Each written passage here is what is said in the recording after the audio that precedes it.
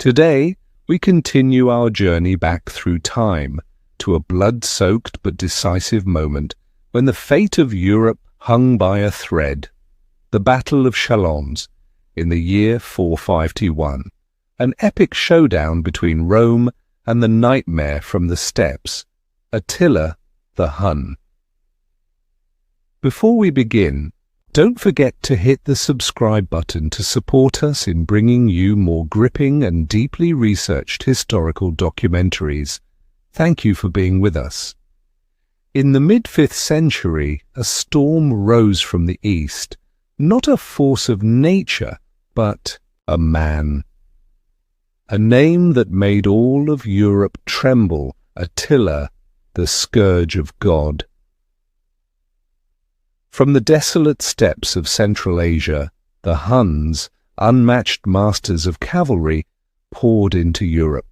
They lived on horseback, raised with bows in hand, bringing a terror no one could define.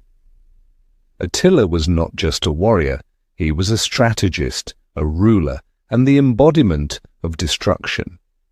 From the Danube to the Hungarian plains, he forced both eastern and Western Rome to pay tribute like vassals. But Rome was no longer what it once was. The Western Roman Empire, a decaying corpse wearing the mask of former glory, faced a grim truth. It could no longer defend itself. In 451, Attila crossed the Rhine. He did not come to plunder, he came to conquer. A massive army, Huns, Ostrogoths, Gepids, surged into Gaul like a tidal wave. Amid this looming threat, the Western Empire had no true emperor. Only one man had the strength to stand against Attila, Flavius Aetius, a Roman general once exiled, once raised among the Huns, once a warrior against the Goths. Aetius was more than a commander. He was a man of two worlds, and he understood his enemy better than anyone. While others cowered, Aetius rose, not to defend an empire, but to defend a continent. Rome could not face Attila alone. Aetius knew this, so he did the unthinkable. He sought alliance with Rome's former enemies. He journeyed to Toulouse, capital of the Visigoths, to meet King Theodoric I. The negotiations were tense. Two men who had once shed each other's blood now had to trust one another. In the end, Theodoric agreed. He said, "If the Huns conquer Rome, we are next." A coalition was forged. Romans, Visigoths, Alans, Franks. A fragile alliance, but one strong enough to challenge the storm from the steppes. Attila attacked Orléans, the gateway to the heart of Gaul. If it fell, nothing would stop him from overrunning Western Europe. At the city's walls, blood flowed daily.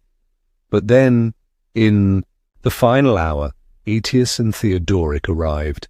They shattered the siege. Attila retreated, but not far.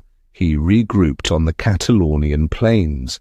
There, a battle would decide the future of Europe.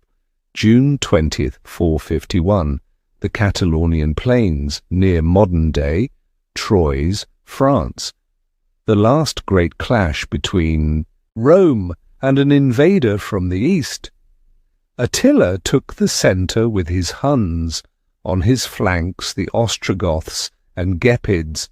Opposing them stood the coalition, Romans at the centre, Visigoths on the left, Alans on the right.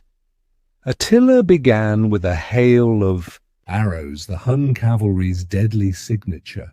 The Alans broke, but the Visigoths launched a furious counterattack. King Theodoric I charged into battle, fighting like a warrior, and fell, trampled in the chaos.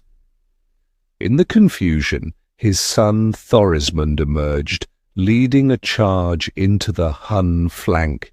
It was the turning point. Attila pulled back to his centre and created a makeshift fortress with wagons, circling them into a defensive ring.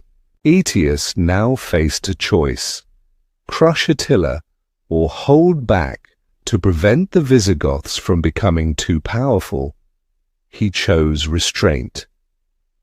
The battle ended without a clear victor, but Attila had been repelled. He withdrew under cover of night, leaving tens of thousands dead. Attila survived, but the following year he invaded Italy and died suddenly on his wedding night. Some say he bled from the nose, a strange death for such a bloodthirsty man. Aetius, the general who saved Gaul, was murdered by Emperor Valentinian III out of jealousy. Months later, the emperor himself was assassinated. The alliance collapsed, and within just 25 years the Western Roman Empire ceased to exist. The Battle of Chalons was Rome's final great stand. It didn't save the empire, but it saved Europe from being swallowed by the horsemen of the steppe. Aetius is remembered as the last of the Romans. Theodoric, once Rome's enemy, died a hero of Europe. And Attila, though defeated in Gaul, remains a symbol of dread. There were no true victors in this battle, only history forever altered, and a civilization granted one last chance to endure. Europe did not become a Hunnic empire, not through superior weapons, but through courage, sharp strategy, and impossible decisions. The Battle of Chalons was the final whisper of an empire before the long night of the Middle Ages descended. If you enjoyed this journey through one of history's last great Roman battles, don't forget to give us a like and subscribe to the channel. Thank you for watching.